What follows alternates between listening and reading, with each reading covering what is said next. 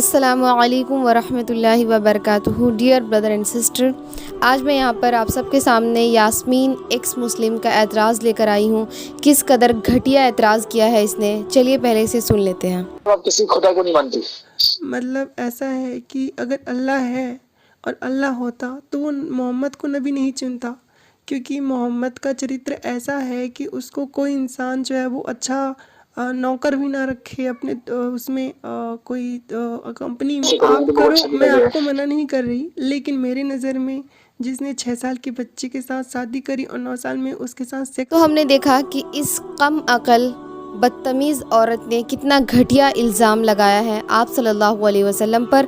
سب سے پہلے تو میں یہ بتانا چاہوں گی کہ یہ کس قدر گستاخی ہے آپ صلی اللہ علیہ وسلم کی شان میں۔ اس سے اس کی کم عقلی اور جاہلیت کا پتہ چلتا ہے۔ ہم مسلمانوں کی سینٹیمنٹس کو ہرٹ نہ کرتی، ہمارے جذباتوں کو ٹھیس نہ پہنچاتی، کم سے کم خود اگر عزت کرنا نہیں جانتی لیکن دوسروں کے سامنے تو اس چیز کا احترام کرتی کہ ہم لوگ آپ صلی اللہ علیہ وسلم کی عزت کرتے ہیں اور وہ ہمارے لیے کس قدر قابل عزت و احترام کے لائق ہیں۔ یہاں پر اپنے اس رویے سے اپنے جاہل ہونے کا اور بے وقوف ہونے کا اور بدتمیز ہونے کا صاف صاف ثبوت دے رہی ہے کہ ہم اس کے اعتراض کی طرف۔ تو سب سے پہلے یہ بات تم اچھی طرح جان لو کہ اللہ تعالیٰ نے اس کائنات کو بنایا ہے، چاہے تم مانو یا نہ مانو، یہ حق ہے اور یہی سچ ہے۔ تو اللہ تعالیٰ بہتر جانتا ہے کہ کس کو کتنی اتھارٹی دینی ہے، کس کو کیا مقام دینا ہے، کس کو کتنی عزت دینی ہے۔ یہ فیصلہ ہم انسانوں کا نہیں بلکہ اللہ رب العالمین کا ہے۔ اور رہی بات آپ صلی اللہ علیہ وسلم کی، تو وہ اس پورے کائنات میں سب سے برتر اور سب سے بہتر انسان ہے، اور یہ بات کافی ہے ان کے حق میں کہ عرب لوگ بھی آپ صلی اللہ علیہ وسلم کی صداقت اور ایمانداری کا ثبوت تھے۔ ان کی صداقت اور ایمانداری کے چرچے اور ان کی پاک دامنی کے چرچے پورے عرب میں مشہور تھے، یہاں تک کہ عربوں نے آپ صلی اللہ علیہ وسلم پر اتنے الگ الگ اعتراض کیے۔ کسی نے جادوگر، کسی نے کاہن، کسی نے دیوانہ، شاعر، مجنوں، الگ الگ طرح کے اعتراض کیے، لیکن ان کی کردار پر کبھی کسی نے آواز نہیں اٹھائی، کیونکہ وہ سبھی جانتے تھے کہ آپ صلی اللہ علیہ وسلم کس قدر پاک دامن اور نیک شخص تھے۔ اس کے علاوہ ان کی صداقت کی ہمیں کچھ مثالیں ملتی ہیں۔ جب صفا کی پہاڑی پر انہوں نے سب کو جمع کیا تھا اور اس وقت انہوں نے کہا تھا کہ اگر میں تمہیں خبر دوں کہ اس پہاڑ کے پیچھے ایک لشکر ہے جو تم پر حملہ آور ہو جائے گا تو کیا تم مجھے سچا مانو گے؟ تو انہوں نے کہا تھا جی۔ انہوں نے بولا کہ ہاں ہم سچ مانتے ہیں آپ کی بات کو، کیونکہ آپ صلی اللہ علیہ وسلم سچے تھے۔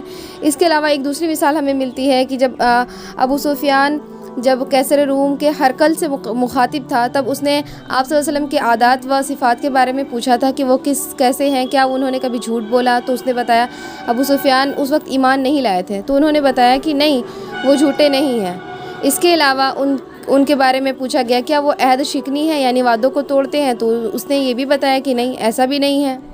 تو جب عرب، وہاں کے لوگ جنہوں نے آپ صلی اللہ علیہ وسلم کو اپنی آنکھوں سے دیکھا، ان کے درمیان رہے، ان کی عادات سے واقف تھے، جب وہ لوگ اس بات کا اعتراف کرتے ہیں کہ آپ صلی اللہ علیہ وسلم نیک اور پاک دامن تھے، بھلے وہ لوگ ان کے دین کو قبول نہیں کر رہے تھے لیکن ان کے کردار پر کسی نے آواز نہیں اٹھائی، تو تم کون ہوتی ہو ان کے کردار پر آواز اٹھانے والی؟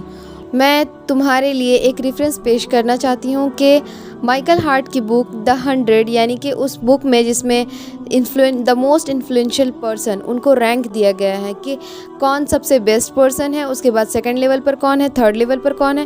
تو اس طرح انہوں نے سب سے پہلے آپ صلی اللہ علیہ وسلم کو رکھا، جبکہ نہ تو وہ مسلمان ہے، نہ اسے آپ صلی اللہ علیہ وسلم سے کوئی ذاتی محبت ہے، وہ تو ایک گورا ہونے کے باوجود اس نے آپ صلی اللہ علیہ وسلم کو فرسٹ نمبر پہ رکھا۔ تو اس کی وجہ کیا ہے؟